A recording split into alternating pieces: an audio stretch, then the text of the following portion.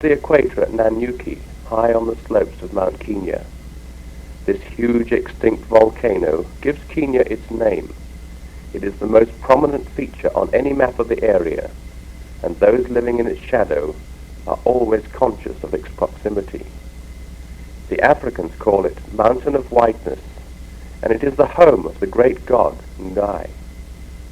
Of course, there are some people who have to climb a mountain just because it is there. Mount Kenya is no exception, and like other mountains, it is not to be treated lightly. In 1970, it was the scene of a dramatic incident in which rescue teams struggled for a week to bring an injured climber down from the 17,000-foot high summit. Most climbing parties set out from the Naramoru Lodge, an attractive hotel set beside a rushing trout stream where many guests stay in individual log cabins. I joined a party who were heading for Point Lenana, which at 16,350 feet is the third highest summit. Climbing parties are taken by Land Rover up to about 10,000 feet.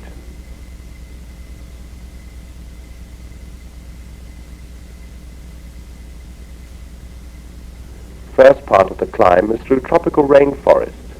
The ground is slippery with mud and with the dung of wild animals, and roots trip you up at every step. Immediately above the forest, the country opens up into moorland. This section is aptly called the vertical bog. The going is very steep, and we sank calf-deep in black glutinous mud. It was here that I began to have the first of many doubts regarding my sanity in having volunteered for this exercise. We rested frequently, trying to catch our breath in the thin mountain air.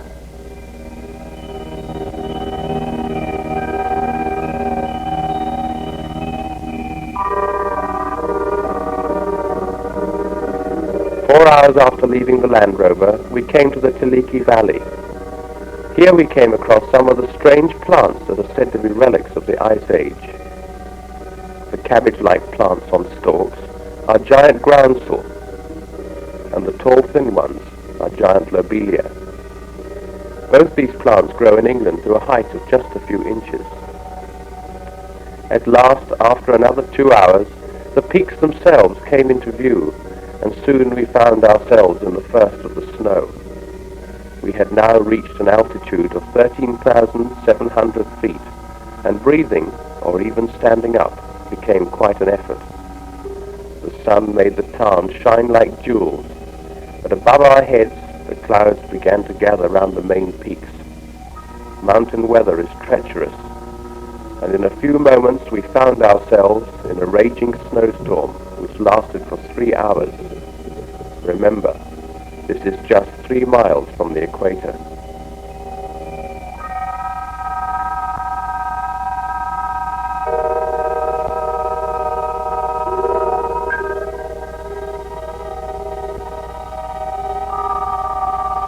When the weather cleared, the twin peaks of Nelian and Batian sparkled with fresh snow, and we all found the idea of equatorial snowballing quite irresistible. At 4 a.m. we set out through the darkness, and dawn sees us trekking laboriously across the scree. Take 3 steps forward, slide 1 pace back. Every 100 paces, rest.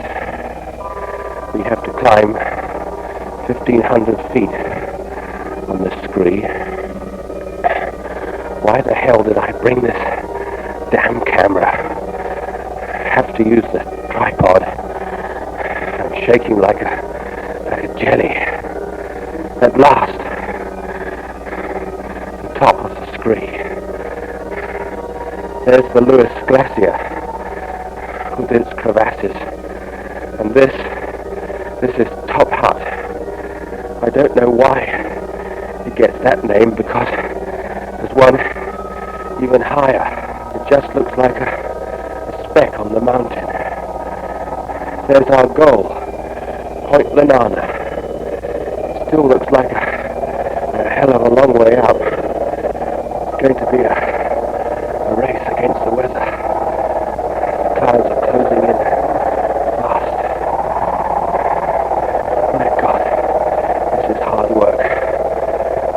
least I don't feel sick like some of the others. The clouds are really closing in now. There's ice under the snow, and it's damn slippery. Look at those clouds. After 6 hours climbing, we're going to be 15 minutes late. Blast it.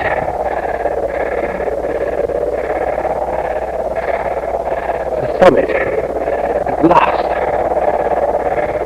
We made it. We really made it.